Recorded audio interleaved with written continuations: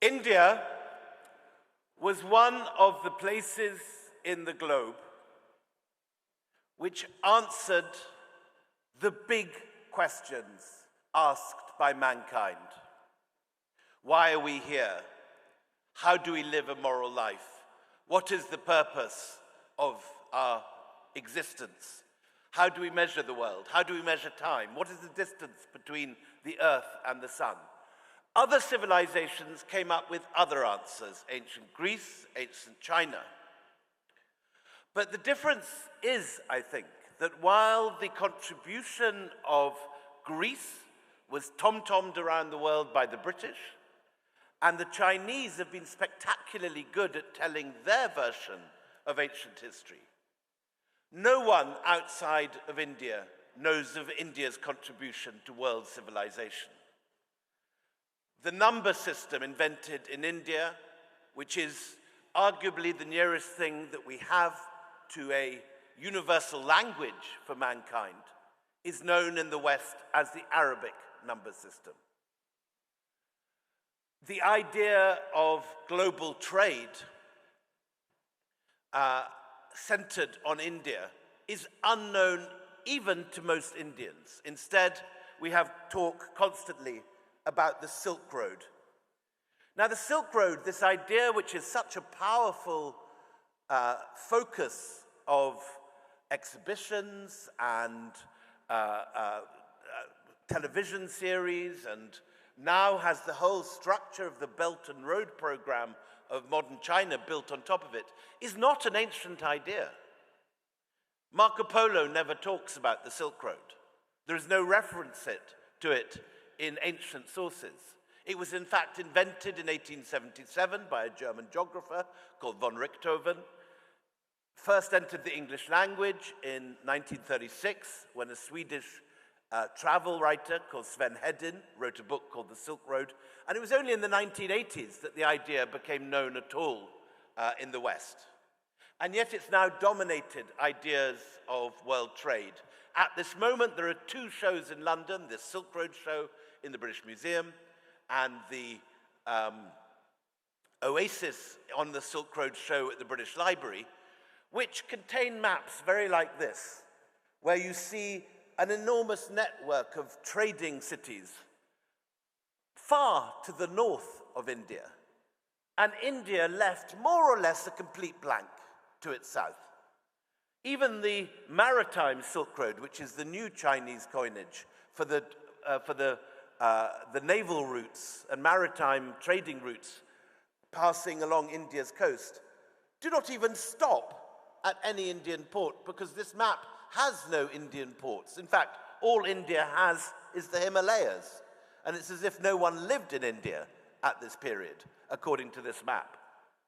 Now, my contention in the Golden Road is that the Silk Road existed after the Mongol Empire created it in the 13th century.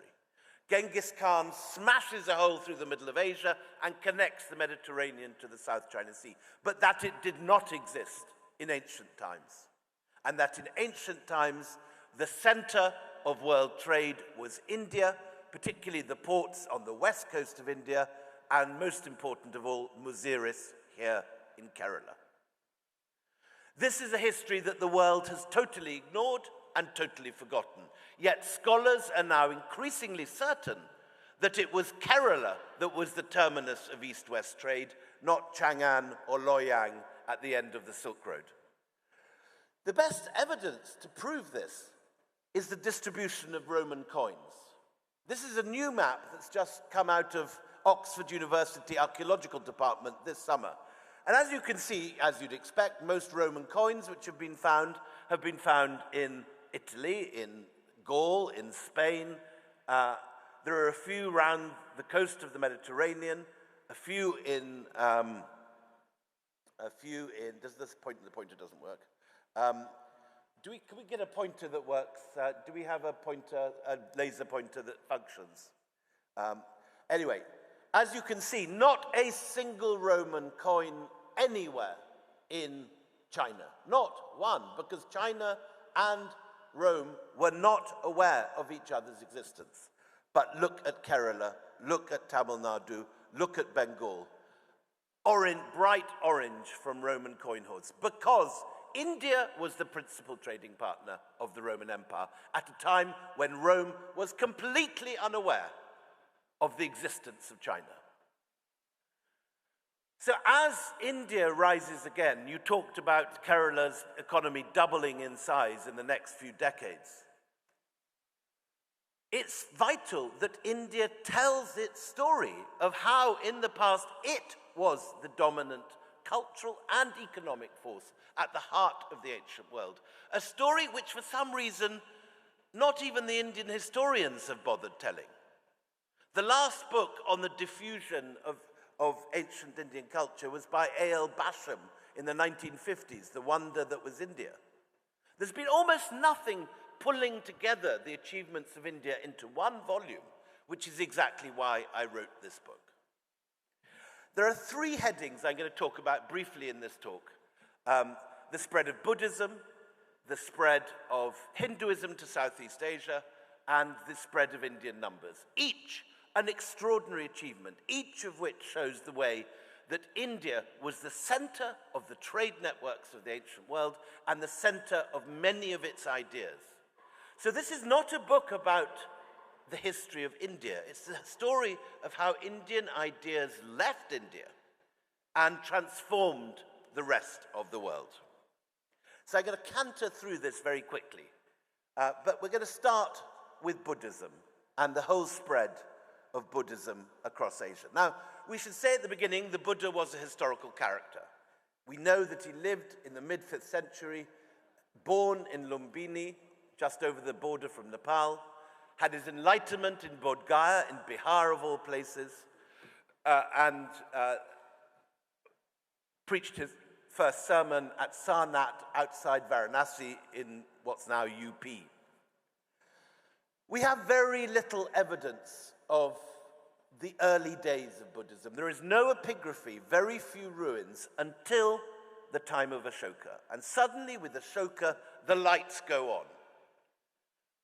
Where there was no inscriptions before, Ashoka creates hundreds of thousands of words on pillars, on rock shelters, across the whole of India.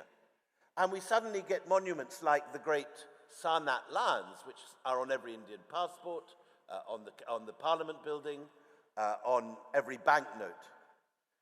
And Ashoka spreads his ideas. We know from an inscription in Kandahar that he sent what he calls Dharma ministers as far as Cyrene in Libya, as well as southeast to the Ganges Delta and to as far as Sri Lanka. From 150 BC, we get these extraordinary cave fronts enclosing the early Buddhist monasteries. Impeccably intact. This site is just outside Pune. It's called Baja. We get the great caves of Ajanta. And in Sri Lanka, we get the stupas commemorating the conversion of Sri Lanka by the son of Ashoka, Mahinda. Mahinda's own stupa has turned up very recently on the hill of Rajagala in central Sri Lanka. So very soon, Sri Lanka is itself another major center of the export of the Buddha's ideas. And I'd like you to look at this map, because this is a map which shows one of the great triumphs of Indian soft power. The way that Buddhism spreads out from the Ganges Valley, leftwards and northwards up to Gandhara, Afghanistan, and what's now Uzbekistan, right through China on to Korea, Japan, Mongolia, then down to Burma, Thailand, Laos, Vietnam, Cambodia, and even the Philippines. Because there are so few Buddhists in India today, there is no one to tom-tom and make a great deal of this. But this is one of the most spectacular moments, one of the great success stories of Indian history.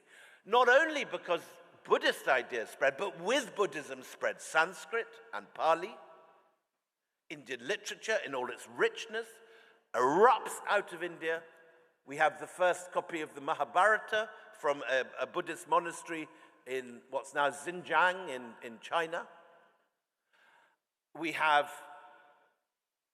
ideas of time, of yugas, of ages, ideas of geography, of Jambudvipa, ideas of cosmology, ideas of karma and reincarnation. All these ideas come from India and spread out and transform the whole of Asia. This was an extraordinary moment. And most importantly, we now know that there was a whole Buddhist community in Egypt on the Red Sea coast. And this is where Kerala comes in, because it's from Kerala that you get the beginnings of this extraordinary merchant fleets leaving the west coast of India, the biggest port of which was Maziris, heading on into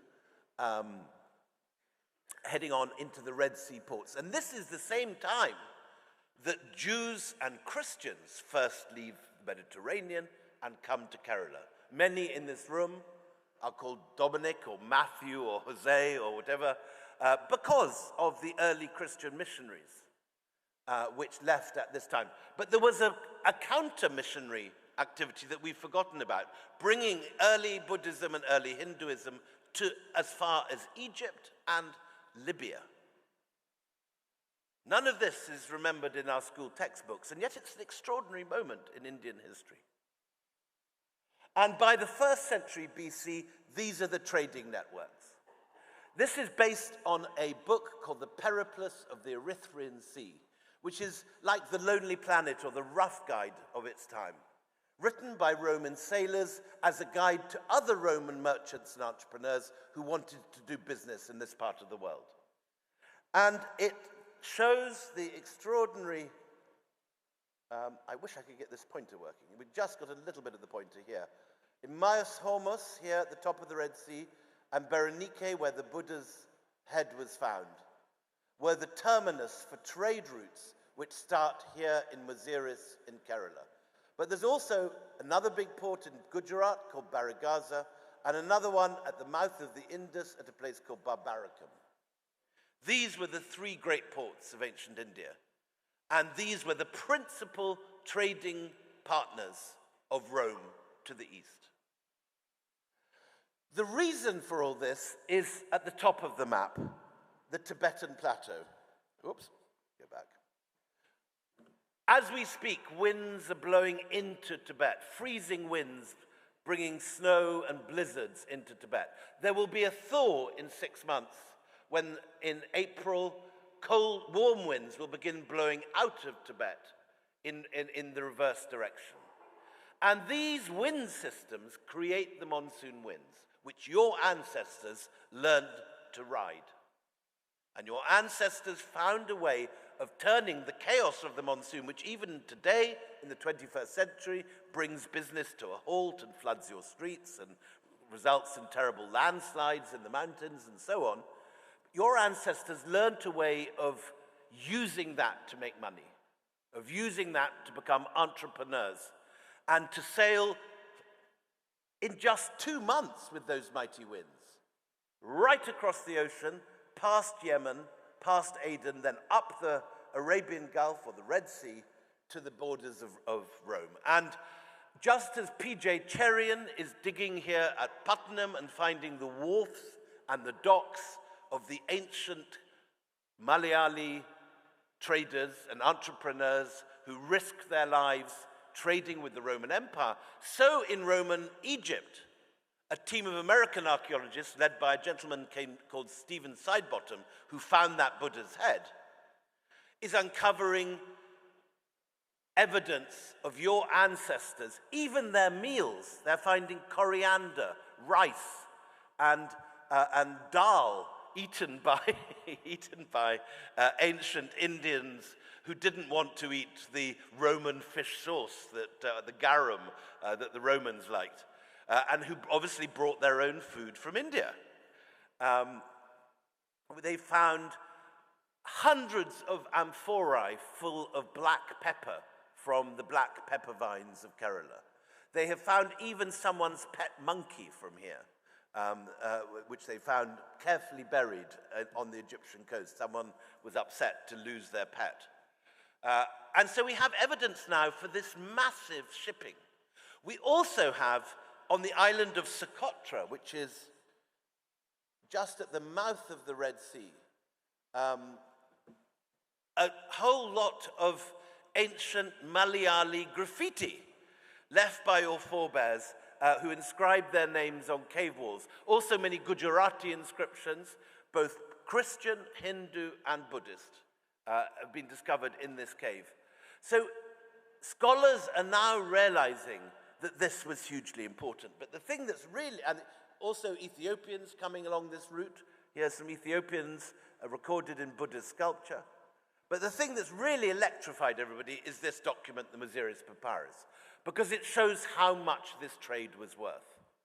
The Muziris Papyrus shows that it's the shipping invoice for one container that left Muziris around 120 BC.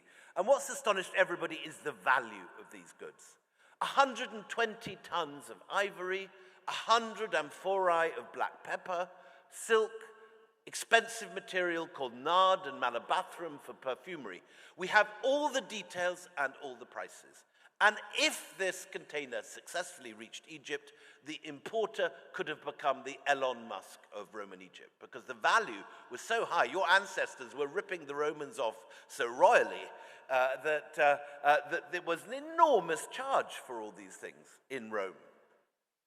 And we have pictures of them. This is a mosaic in Sicily, of all places, presumably commissioned by an entrepreneur in Italy who had been at the other end of the trading network, trading with you guys in 100 AD. And you have a yakshi in the center. She's holding ivory, which was the major export from here, hugely valuable. Behind her are pepper vines, a symbol of the pepper trade. On her legs is silk, which the Periplus said was bought from Kerala and Gujarat, not from China. Circus animals, the tiger and the elephant, which were traded for the Colosseum and other circuses in the Roman Empire. And on the bottom right, malabathrum, which was a medicinal plant used for perfumery. So all this was incredibly valuable. And we have evidence for this in excavations across the West. This is an ivory yakshi carved in India, found in Pompeii. But like in any trading negotiation, there are two ways. And we also have many Roman Egyptian items found in India and Pakistan and Afghanistan, such as these lovely cut glass beakers with a gladiator on. And this begins to influence the art of early Buddhism. So here at the bottom you have an image of Christ and his disciples from Egypt, which is exactly the same image as an image of the Buddha and his disciples found in Gandhara in Afghanistan. And it's under Roman influence that we move from a world where the Buddha is shown as the wheel of the law or a stupa to a figure in a toga, like Apollo. So you get these early Buddha features looking incredibly classical. And you can see the similarity of Roman statuary of the Emperor Augustus and this Bodhisattva painted in the same way. So Indian ideas are passing northwards into Afghanistan, through Bamiyan, into China. And by the 1st century, Buddhism has arrived at the Chinese court and is competing with Taoism and with Confucianism for attention at court. By the 4th or 5th century, you get more and more evidence of Indian influence. The kind of carving that you get in Mathura on the left influences the kind of Buddhist carving you get in Gansu in Western China. Soon, Indian apsaras and Gandharvas are flying over the temples of China. And by the 6th century, Buddhism is a serious contender to become a major religion in China. And the person who makes all the difference is the gentleman on the far right, Xuanzang, the famous Chinese monk. He comes to Nalanda to discover ancient texts, and he spends 20 years copying out Buddhist texts at what was then the leading university in Asia. The form of the monasteries in Nalanda, with the courtyard, a cloister, and then the scholar's room, is exactly the form of an Oxbridge College today. And that is not a coincidence. When you go to Trinity College, Cambridge, or Balliol College, Oxford, or the main yard at Harvard today, the same plan exists as it existed at Nalanda. And it is passed through the Buddhist monasteries to the Islamic madrasas of the early Middle Ages, and hence from Islamic Spain into Europe. We have the copper plate of the King of Indonesia founding an expatriate college in Nalanda.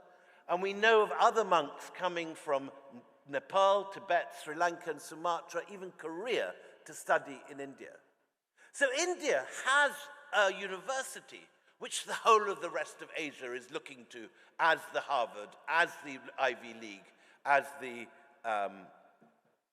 number one intellectual institution in the world.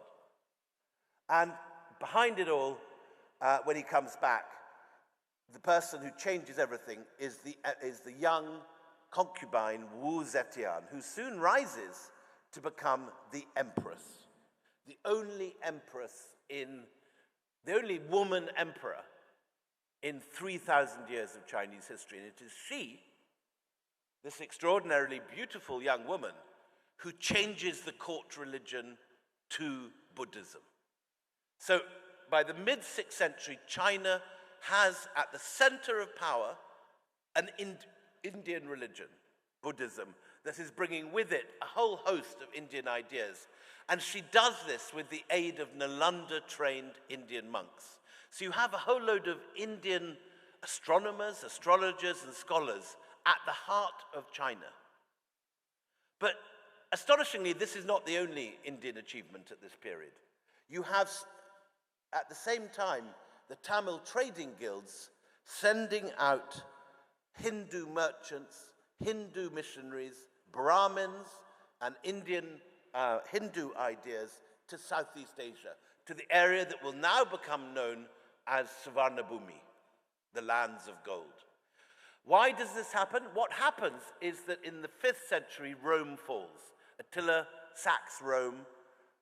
Vandals and Goths and Huns run rampant through the Roman Empire, and the great trading ports of Berenike and of Myos Hormuz, where your ancestors used to land, are abandoned. So suddenly there's no one bringing in this gold anymore. And the Tamil and the Malayali trading guilds pivot eastwards and begin to look at Southeast Asia as alternate markets, alternate sources of luxury products, and most of all, sources of gold. So suddenly you find these Tamil trading guilds who are very serious operators. They have a corps of assassins, they have mercenaries, they have their own forts, and they're founding bases all over Sarawak, Java, Sumatra, Thailand, Malaysia, Vietnam, and Laos. They're sailing in these extraordinary ships over the seas with the monsoon winds. And by the 5th and 6th century, as they begin to look for gold and for new markets in Southeast Asia, you find evidence of Indian religion growing in Southeast Asia. The Buddhist Wheel of the Law appears all over Thailand. Images of Buddhist monks, of Mukhalingas, of lingams, and of Lord Shiva begin to appear up the coast in Malaysia and Thailand, and particularly in the Mekong Delta, on the edge of what is now Cambodia and Vietnam, we get these lagoons full of Indian trading ships, and to service them initially, the oldest Hindu temples in Southeast Asia by the 5th and 6th century. These temples are full of Hindu statuary, images of Lord Vishnu, but also slightly different from as you'd expect to find them in India. For example, this is the face of Jayavarman II, the emperor of Angkor, but he's showing himself as Lord Vishnu. This never happens in India. You wouldn't find Raja Chola showing himself as Lord Shiva. But here in Southeast Asia, the emperor is depicting himself as Lord Vishnu. And by the 7th century, Brahmins with Brahmins' cords are coming to these courts. They're telling the emperors about how they can align themselves with cosmic forces, with Lord Shiva and Lord Vishnu. This is an Abhisheka ceremony where a local chieftain is being turned into a Hindu king. And he is adopting Sanskrit. Suddenly he's not called Kodunga like his father. He's called Suryavarman or Mulavarman or Jayavarman, Mahendravarman, protected by the sun, protected by Mahendra. And this provides the local strongmen with enormous prestige, but there's also practical applications because the Brahmins are bringing their script. The same southern Brahmi script, which later turns into Malayali script, is also spreading through Southeast Asia in the 7th and 8th centuries, and it is the basis of Pew, Khmer, Mon. All the scripts of pre-Islamic Southeast Asia are based on the Pallava script, founded in Kanchipuram and brought to Southeast Asia. And you even have people inscribing yonis and lingams in the riverbeds to sacralize the rivers of Southeast Asia. You find a new Kurukshetra in Laos, a new Ayodhya in Bangkok, new temples being erected on the model of Indian temples. So on the left, we have the Shore Temple of Mallappuram, which many of you may have visited on your holidays. On the right, an identical temple at Gedong Songo in Java, built only 5 years later to exactly the same plan, but with little local differences. Look at the little finials, which look very Chinese, and the narrow doorways. Then, by the 9th and 10th centuries, while India is still fragmented into Chera, Chola, Pallava, Chalukyas, and so on, there are two mega-states in Southeast Asia, Srivijaya, which is Indonesia, and the Khmer Empire, which is arguably the largest Hindu empire ever made, bigger than the Guptas. And the Khmers and the Srivijayans begin to build temples which are larger than those in India. So Prambanan is the largest 9th century temple we have in existence, with a 250-part Ramayana sequence. Borobudur is the largest Buddhist temple ever built, with this marvelous mandala shape at the base of it. And finally, Angkor Wat in the 12th century is the largest Hindu temple ever built, full of images of Kurukshetra and the Battle of Lanka, Krishna and the gopis, stories first told on the banks of the Ganges or the Yamuna, now moved to the Mekong. Mekong is just Ma Ganga with a Khmer intonation. Mekong, Ma Ganga. So this extraordinary transformation of Southeast Asia, where the whole landscape is Indianized and Hinduized. Something which most people in India simply aren't aware of. And by 1120, the largest Hindu temple in the world, the largest medieval monument of any sort anywhere in the world, is built in Angkor Wat. At a time when London has about 20,000 inhabitants, Angkor Wat has 1.2 million. 3 harvests a year. Incredible riches. And yet, it is and it isn't Indian by this stage. There's nothing like this in India. When Tagore goes to Angkor, he says, "Everywhere I could see India, yet I could not recognize her." He puts his finger directly on it, because this is slightly different from anything in India now. It's grown on its own trajectory, off on its own way. And the central tower of Angkor Wat contains the ashes of Suryavarman, the builder. Again, I've never heard of that in an Indian temple. Can you think of any Indian temples where the ruler is buried at the center of the temple? You have chatris outside, but I don't know any examples of ashes, cremations taking place within royal temples in India. So it's a very interesting conundrum. Here we have this massive Hindu empire, this massive Hindu temple, but it's less and less like the temples in India as it goes on. So finally, just to finish off, the whole business of Indian numbers.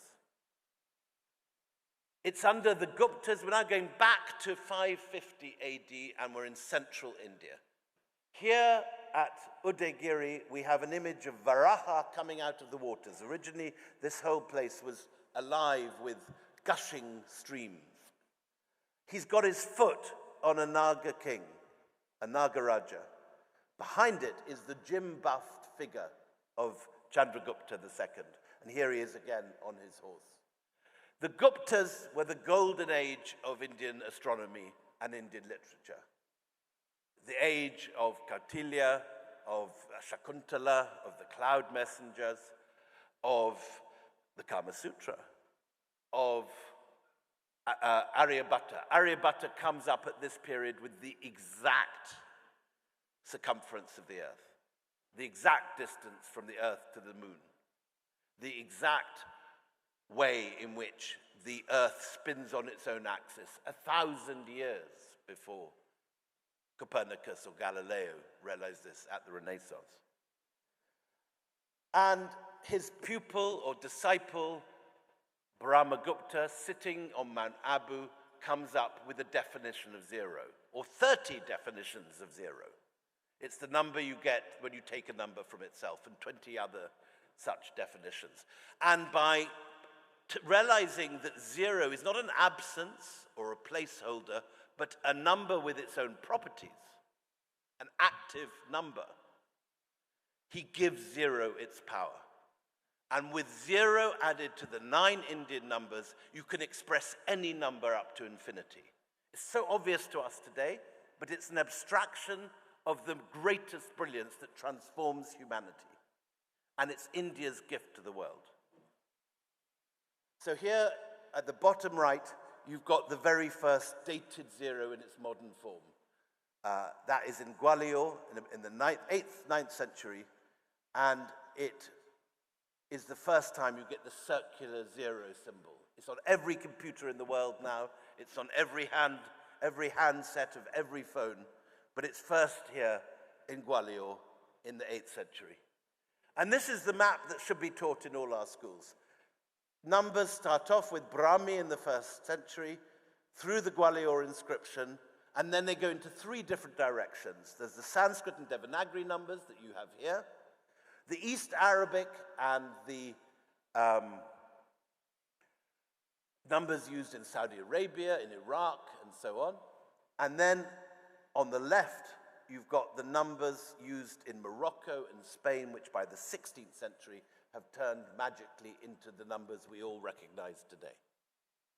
This is one of the great contributions, if not the great contribution, of India to the world. It spreads first to the Middle East, and probably through a Disney character. Those of you that have watched the Disney Aladdin, hands up who's watched the Disney Aladdin. Come on, there must be a few more, admit it.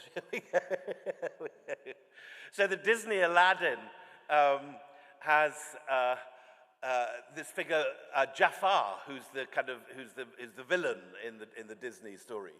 Jafar is a real character. He's in the Arabian Nights, and he is the vizier of Baghdad. And his family were the Barmakids, who were originally the Pramukhs, the Sanskrit name Pramukh. And they were the hereditary viziers of a Buddhist monastery in Balkh in Afghanistan. They convert to Islam, and they become the viziers of Baghdad. And the first thing they do when they get to power is to send to India for the works of Aryabhatta and Brahmagupta and introduce it to the Arab world. It's then translated by a guy called Al-Khwarizmi, and Al-Khwarizmi produces this book called the Compendious Book of Calculation by Completion and Balancing according to Hindu calculation. Now that is obviously too much of a mouthful even in English. You should hear it in Arabic. So people know it by a nickname. It's known as Al-Jabr, which is the basis of our word, algebra. While Al-Khwarizmi's name is the basis of our word, algorithm. So we're now having zero, we're having algorithms, we're having algebra, and on it moves westwards, because Al-Khwarizmi's version of the works of Aryabhatta and Brahmagupta pass out of Baghdad, right through Egypt, Tunisia, Algeria, right through to Spain. And by the 10th century, Christian monks are studying what they call the modus indorum, the Indian method, in Barcelona, the monastery of Ripoll. But right up until the 12th century, Northern Europeans are still using the old Latin numbers, MCV XV1 times CCM XV XVI. Try doing that at home, or try teaching long division with those sort of numbers. It's very hard. And luckily, at this point, Pisa, up on the top here, founds a trading colony. Here's Pisa, in Algeria. And the guy who is sent to run it, the notary who sent to run it, brings his kid, and the kid goes to the local Arabic school, learns Arabic, and learns the Arabic number system, which was Al-Khwarizmi's numbers via Aryabhatta and Brahmagupta. And luckily for us, that kid was Fibonacci. So Fibonacci goes back to Italy, and there he writes the book called the Liber Abaci, which explains the modus indorum, the Indian number system, to Europeans. It reaches the eyes of the emperor, Frederick II, who calls him to the great Castel del Monte, and there he meets, I'm very glad to say, another improbable bit of this story, a Scotsman called Michael Scott, who's the court astrologer, who is himself a fluent Arabic, Persian-reading astronomer, astrologer, and mathematician. And he reads Fibonacci's work, realizes its importance, but says, look, pal, it's a wee bit theoretical. You've got to add double accounting, you've got to add usury, weights and measures, currency conversion, all the practical usages that entrepreneurs and businessmen and bankers will want to use for mathematics. And this second edition, dedicated to Michael Scott, kicks off the Italian banking revolution that produces the Medici, through a man called Piero della Francesca, who's a great painter who painted this. There are 3 mathematical treatises written about this, which Fra Luca Pacioli takes up to Milan and shares with his flatmate. That flatmate is Leonardo da Vinci. So we've got this relay race that starts with Aryabhatta in Pataliputra, spreads to Rajasthan. Very appropriate that we have Thai Rajasthan represented today in the front row. And in Mount Abu, of all places, Brahmagupta writes his book on zero and 2 profound books of mathematics. That passes through Sind to Baghdad. It's translated by Al-Khwarizmi. It passes to Algeria, where Fibonacci takes it to Italy. And finally, it reaches Leonardo da Vinci in Milan by the 14th century. Sadly, it also reaches England and causes the rise of the East India Company, but that is a different story for another day. Thank you very much indeed.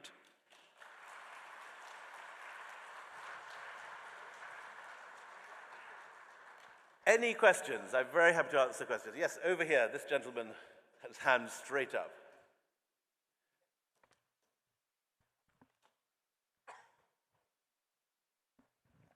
Hello, William. I'm Ajit Mupin. First of all, thank you very much. It's a great feeling to learn about our history from you. Thank you. Not that you are one of us. True, I recognize that. Okay, so it's really enthralling to learn about our rich past and glory. But India today seems to be poised to recapture a little bit of that demographically and economically too. My question is, what lessons can we take from history for the right approach to recapture this glory politically, socially, or economically? Well, obviously, I'm a historian rather than a prophet or a mystic. I can't look into the future any better than you guys can. But what I can say is that the period of Indian history when India is most innovative, which is the Gupta period and the Satavahana period, is also the period when India is most open to ideas from outside. If you go to the Ajanta caves, you see images of Scythians, Egyptians, Ethiopians, Romans, Greeks, Persians, all coming to India, because India is where the action is. And you're beginning to see a bit of this now in India. When I was first here 40 years ago, virtually there's probably been fewer foreigners based in India than ever before in its history.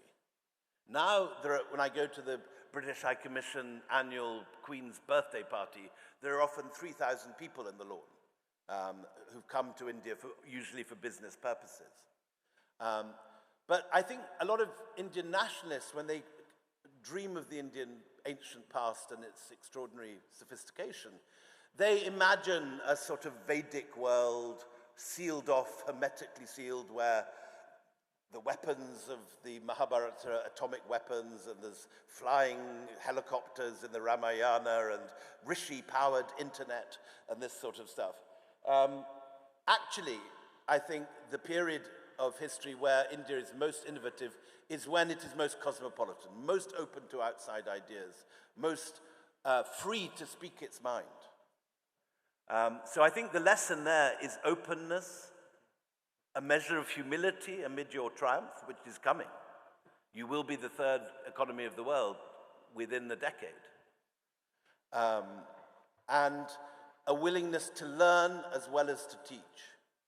One of the things that happens, I think, in the later period, by the 11th century, Al-Biruni says how arrogant the Indians have become. They won't learn. They're still clinging to their Vedic texts from 2,000 years ago. And when we try to tell them about new astronomical discoveries, they won't listen. And maybe that is one of the reasons why India fell, and why India ultimately was invaded by first Turks, then Persians, then Mongols, then the British. You have to remain innovative, you have to remain competitive, you have to open your mind up, and you have to be looking at what others are doing. It's not, great scientific advances don't come with light bulb moments out of nothing. They come from gathering the learning of the world, absorbing it, and then taking it 3 steps forward. That would be my interpretation. Others may disagree. Thank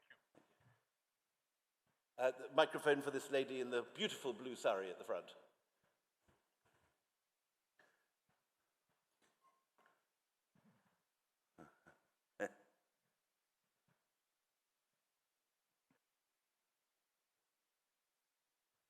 Hi, I don't have a question, but I just wanted to thank you for giving this speech, because I feel so proud to be an Indian, and I really thank Ty, because when I've gone to so many summits, but it's always about technology, entrepreneurship, and all of that.